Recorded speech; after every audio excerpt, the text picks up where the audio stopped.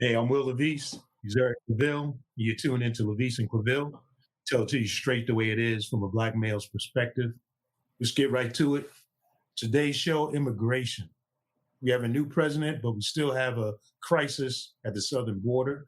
Biden administration is now faced with the same issue that the Trump administration was really reeling over, and that's trying to stem the tide of migrants crossing from the southern border. And many of them are unaccompanied children. So Trump, when he was in position, he fortified and added some border walls. You remember his big campaign push was build the wall, build that wall. And he also had this zero tolerance policy that led to a lot of the children and families being separated. Biden has now come in and he's been focusing on executive actions to roll back much of what Trump did because of the devastation that it's just caused and the uproar it's caused, for these families. And the House, the Democratic controlled House, recently passed two smaller bills focused on immigration policy, mainly dealing towards the Dreamers, allowing some of the children who came in undocumented and were as children and have known no other place but the United States to somehow be able to get legal status and also provide legal status for farm workers and their families. So just recently, Vice President Kamala Harris has now become the point person. President Biden has made her the point person to address this problem of the crisis. And according to the administration, her two focuses are going to be on the flow of irregular migrants and addressing the root causes, she said, to prompt them to leave that's prompting them to leave their homes and home countries in the first place. And then also looking to strengthen relationships with Mexico and what is called the Northern Triangle countries, which are primarily El Salvador, Honduras, and Guatemala, where a lot of the migrants are coming from. So, ClaVille, when we look at what these root causes, obviously we got a crisis. A lot of times we try to just address the symptoms rather than getting to the root causes. And the root causes that have been cited is violence is a problem, particularly gang violence in Guatemala, Honduras, and El Salvador. Corruption in the governments has been endemic. And then failing economies, which essentially when your economies fail is usually because of corruption and mismanagement.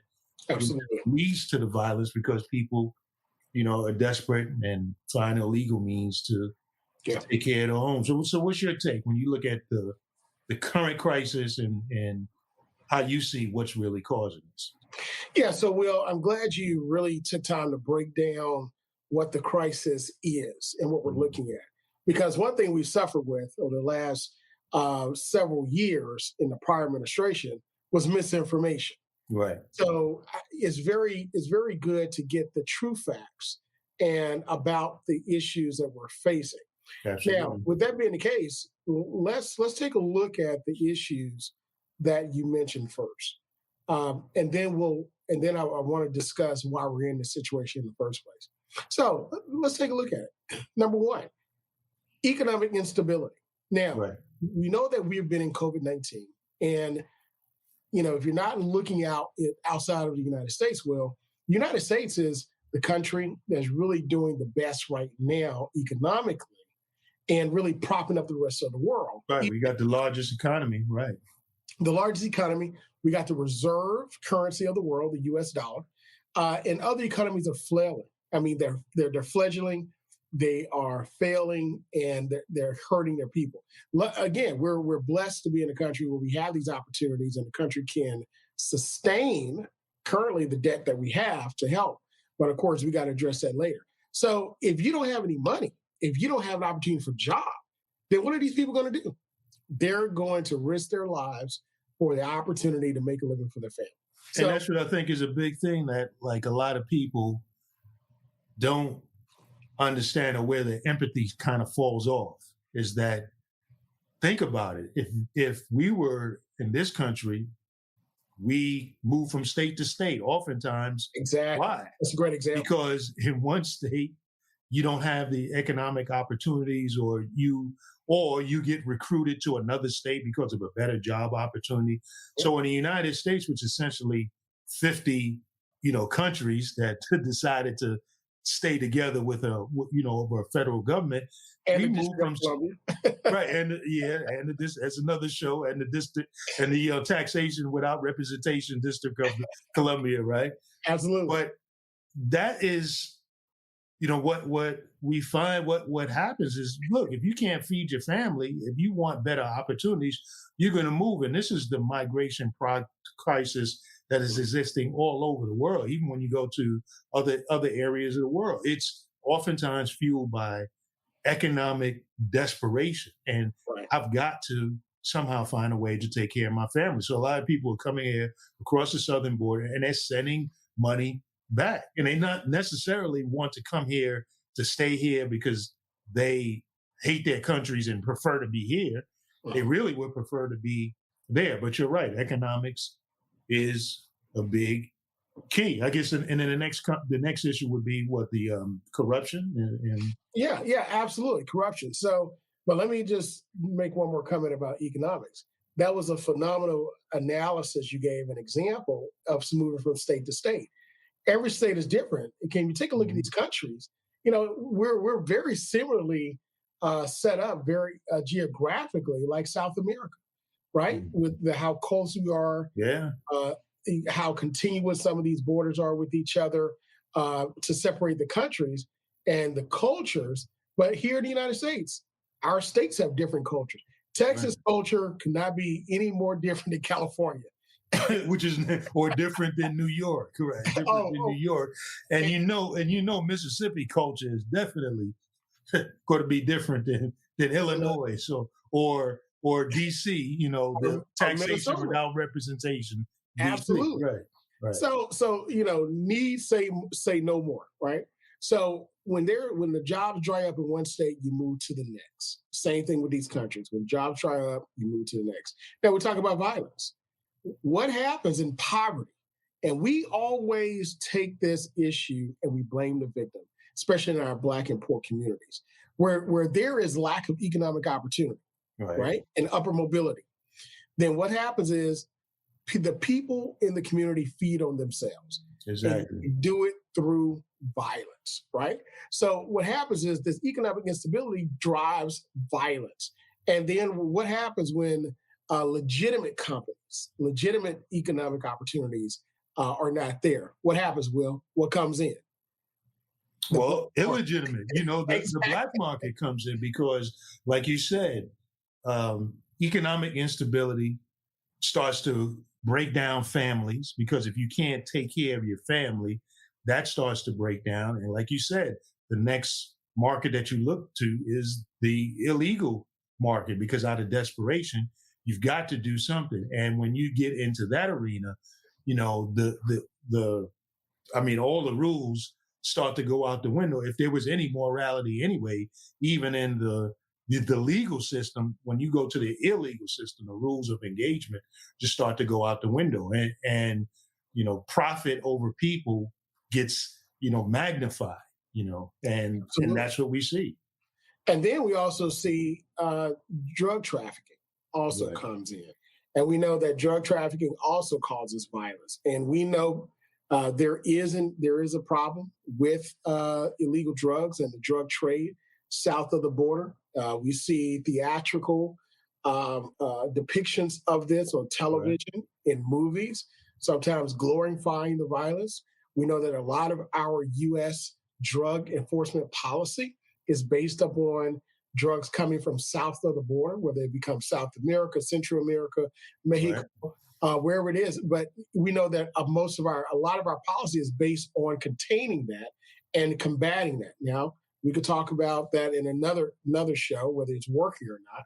But we know that's the case. So when you have this type of violence, when you have hundreds of people getting killed every single month in your community, you don't want to stay there. No economic opportunities. And not to mention, you talk about drug trafficking, not to mention human trafficking, because now there is not only human trafficking for the sex industry, but there's also a profiteering off of the desperation of people trying to get to the United States to get better That's right. opportunities. So you have the coyotes and all of that, people who are charging folks exorbitant fees. A lot of That's this right. is all tied into the cartels and the gang culture, exorbitant fees getting people here. And then people, once they get across the border, become beholden on them, threats That's on right. their families, and all those things. So you just got people capitalizing on this high level of desperation that, like you Absolutely. said, there's a lot of it is caused by unstable governments, Yeah. which leads to unstable, economies.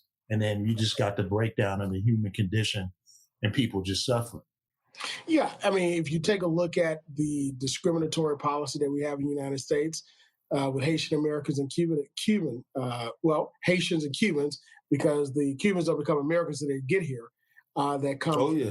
but yeah, wet foot, dry foot policy, right? So if you're coming from Cuba and you're trying to leave the island and you actually make it, then you automatically become a part of this country. You get safe passage.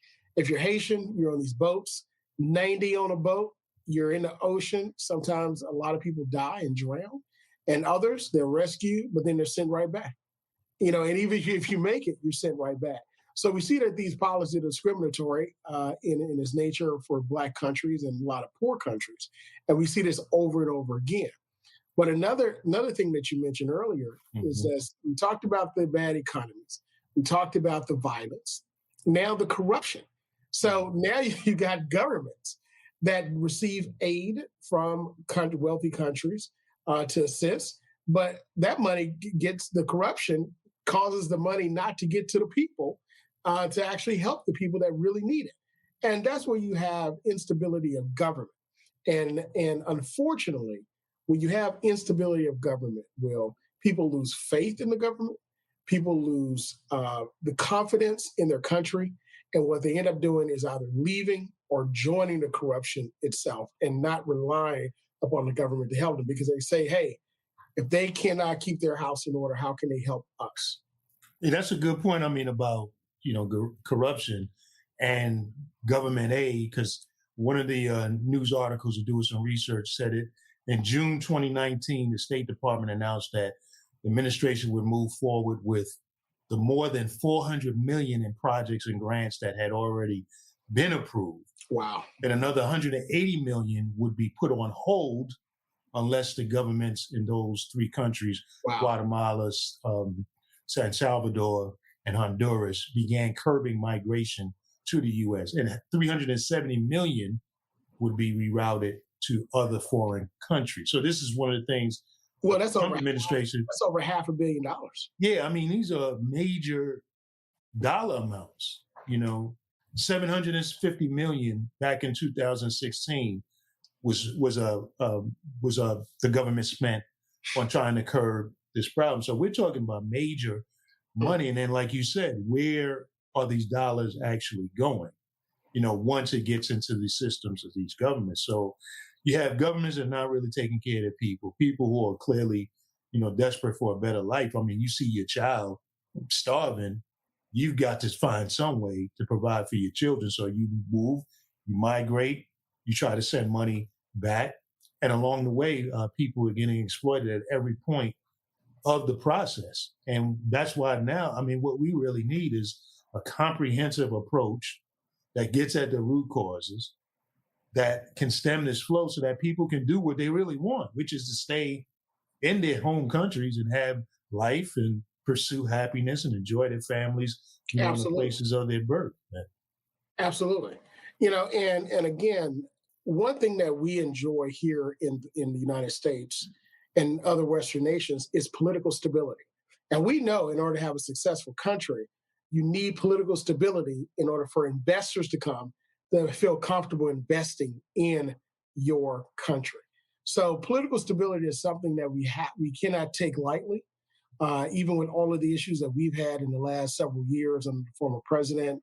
I mean, we can't just put that in our rearview mirror. We have to realize that we could have lost it, and we could have lost that opportunity to be the example and the political stability, which therefore begets the investment. So even though it's COVID-19, even though the pandemic has ravaged our world, even our economy is still flourishing. And that's because of the stability and the checks and balances that we have that these other countries simply do not. But lastly, there is another phenomenon that's driving this wave of massive immigration What's that? that we haven't had in past years, and that's climate change. Some call it extreme weather events, but we know it's because of climate change. And Will, I started to study this phenomenon about half a decade ago or more. And it was predicted that that weather patterns are going to change so drastically. It's not going to give our lands an opportunity to change to it properly and efficiently to allow the land the natural adjustment. So you mean climate change is not a hoax, really? I think we're past that, right? I mean, if you take a look at the blocks of ice breaking off Antarctica, the size of states, to me, that within itself, I don't know if you had a chance to see the time lapse of an iceberg break off in Antarctica. That is a loud sound. Hey, I became a believer when I saw The Inconvenient Truth. Al Gore several years ago. But you still got a lot of people out there that think that that's that was all photoshopped, or that's all done in somebody's production back in the production studio.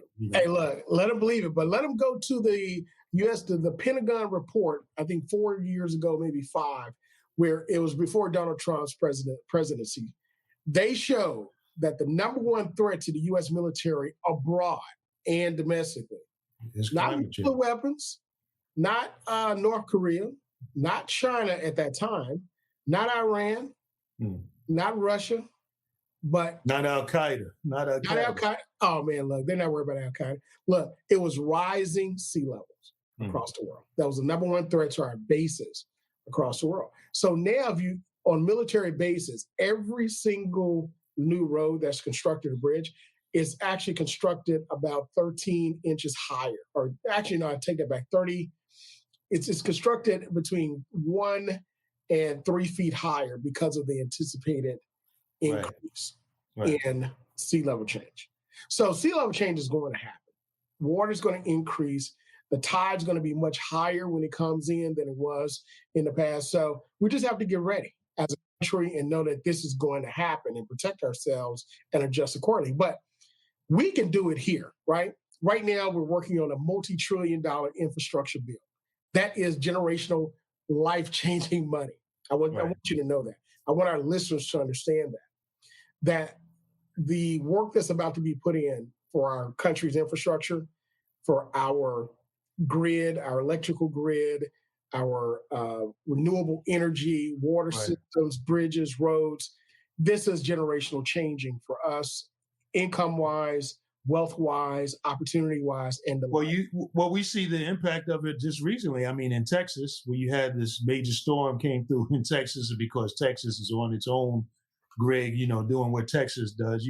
Texas is bigger than everybody else, and you had this massive failure when the unpredictable weather change came through and shut down the grid. But when you tie this into immigration, so what you're getting at is, again, you mentioned earlier about how a lot of the economies in South America are still very much agrarian or farm-oriented economy. So if the farmers, because of climate change, are not able to grow certain crops, or the land is not producing the way that it was, now they become desperate in their families, or they have to start making decisions about certain types of crops to keep growing, which can damage the soil. And so now you also start to see how the cartels become, it can impact that, because, hey, if you can force at gunpoint a farmer to grow a certain type of crop, poppies, and cocaine and so forth, that in opium, now, again, that's feeding that black market. And this is how climate change ties into that as well. If the farmers can't do with their land what they have particularly been able to do and can't provide for their families. It just feeds Absolutely. desperation. Absolutely. And we see that easily in South America. We see it in Afghanistan with the opium trade, where, again, there are certain crops. I mean, you're going to plant the crop that's going to give you the highest yield. Right. So these drug crops are giving individuals who are in subsistence economies the highest yield. So again, Will, this is a question of, do we blame the victim, or is this a failure of the system as a whole? Because we just talked about how when your back is against the wall and there's not a lot of opportunity there for you, then what do you engage in? Yeah, how can you blame somebody? How can you blame a father for trying to take care of his children, or a mother, for taking her children away from the gang violence and being willing to, go across the desert, being willing to go across, treacherous waters, and rivers for that. I mean, and when you think about it, the people who have that kind of tenacity and have that kind of will to make it and actually make it here, in a lot of ways, you're looking at some of the people who are the mentally strongest and in many ways the most dedicated and most determined to really make a positive life for themselves. So this is why oftentimes immigration has been said how it actually fuels and benefits a country. I mean, my goodness, we already know that America is a nation of immigrants. I mean, my mother is an immigrant from the Dominican Republic. My father was born here, but we all know immigrants. Right. So outside of the indigenous people here, and many of the reasons why people came here were the same reasons: failing economies, better over in Europe or wherever they came from. That's exactly what it was. Yeah. With the exception of our ancestors who came, in the hulls, of ships.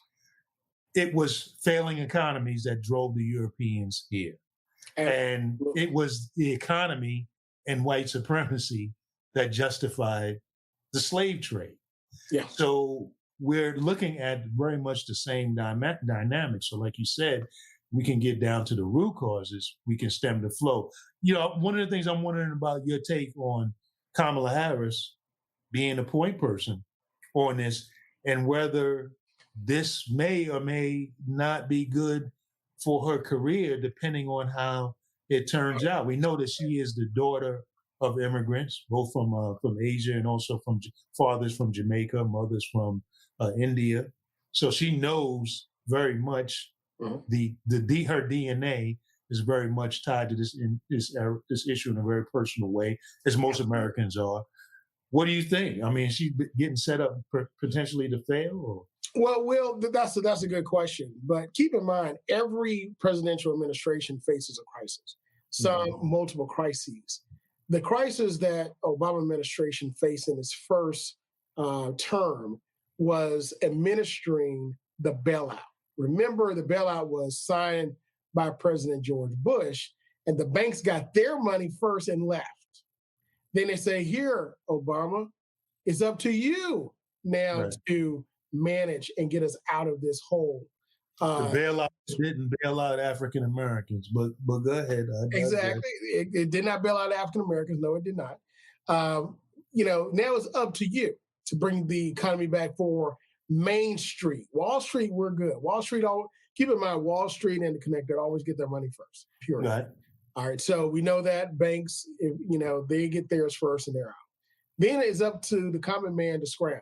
So what happened was that President Obama put Vice President then, Joe Biden, over the getting the economy back going by managing the bailout dollars more specifically in his part of the country where he's from, Pennsylvania, Scranton area, the Rust Belt, and getting the car companies back. And that was a phenomenal job that he did. Now, keep in mind, this thing could have went left. South. Right? It could have went, it could have went south. Right. So a lot of it was his management, but a lot of it was also just the resilience of the economy, right? Building back, because it was, Maxine Waters talked about it. She said, this thing was touch and go. We have no idea how close we were to the collapse of the U.S. economy because of the risks that Wall Street took and the high gains. Now, as a note, and we'll talk about this in another segment, but we're there again. We're seeing inflated stock prices. Now, for those of us that have investments, we're doing great, but we're seeing inflated stock prices that's really not supported by the fundamentals of what an economy should be supported by. So that's, again, that's another issue for another day. But as you relates, so when you look at Kamala, so are you saying that this is a good move on Biden's behalf and a good move for absolutely. her if it turns out as well, or is that what you're trying to say? Absolutely. What's going to happen, Will, is that she's in a good position to show leadership with this. And again, with her background, you mentioned her being a daughter of immigrants. So it adds a lot of background, to it and to her legitimacy, cachet. Yeah, absolutely. Just like with Joe Biden being from manufacturing, Scranton, Pennsylvania. So now what happens? Keep in mind, one of the plans that you mentioned is for us to stem this tide by negotiating with South American countries. We're going to give them X amount of millions of dollars. They're going to build temporary housing clinics to house people. And also we're going to give probably, now I'm not saying we're going to do this, but it'll be wise to give some cash payments for people to go back to their countries to sustain themselves for a while, right?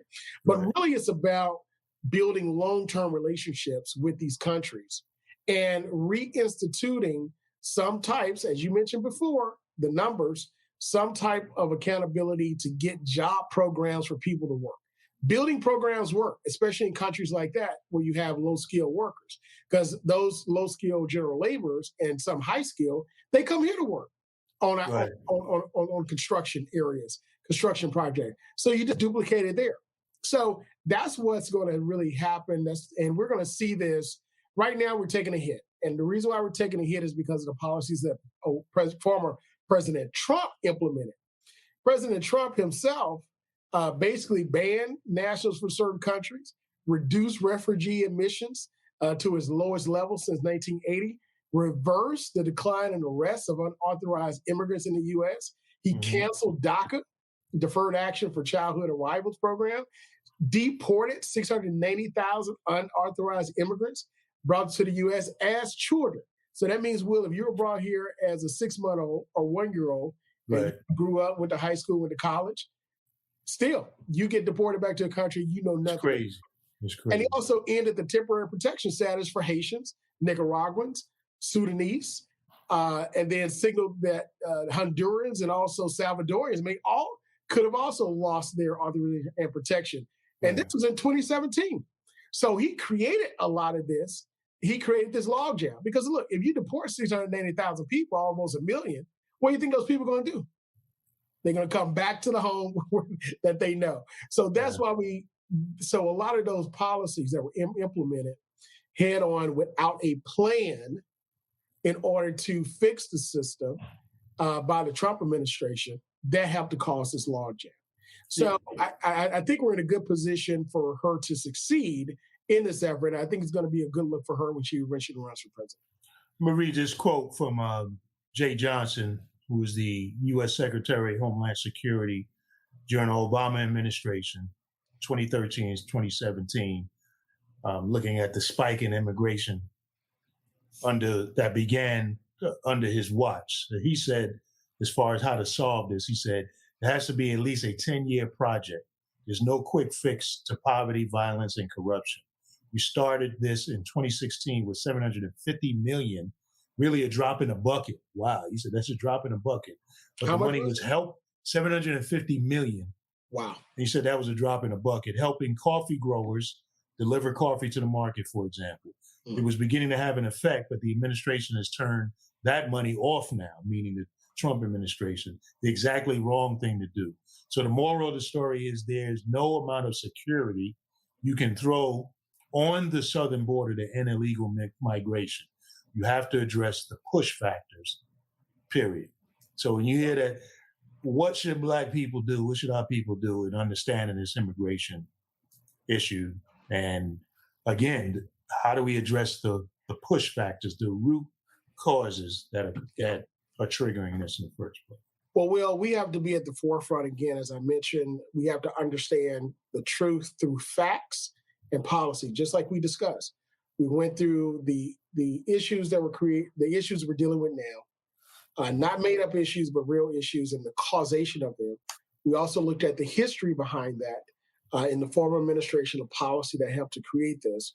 And also let's talk about understanding past policies of NAFTA and both its advantages and disadvantages, which of course NAFTA, which is the North American Free Trade Agreement, was replaced by the United States Mexico-Canada agreement in July of 2020. So we have to look at all of this and understand it in order to really get a grasp of the solutions moving forward, because we don't want to keep repeating this. Keep in mind, we're citizens of the world. We're citizens of the Americas, Canada, United States, and South America, and Central America, and South America. So we're part of the Americas, some of the richest natural resources and richest cultures in the world. So if we understand those issues, understand the disadvantages of creating bad policy, and learn from bad policy and create better policies, then I think we'll create a stronger America, which includes all our Afro Latina brothers and sisters, and all of our brothers and sisters here in the United States and across the Americas. All right. Well, it's a wrap. Take us on home. Well, again, thank you for joining us for this segment and this conversation about immigration. Join us next time as we talk about very important issues that are important to you on LaVeist and ClaVille. Catch us on our social media, Facebook, Instagram, Twitter. You guys know where it's at, on our LinkedIn tree, and we'll see you next time, because to us, that's the way it is.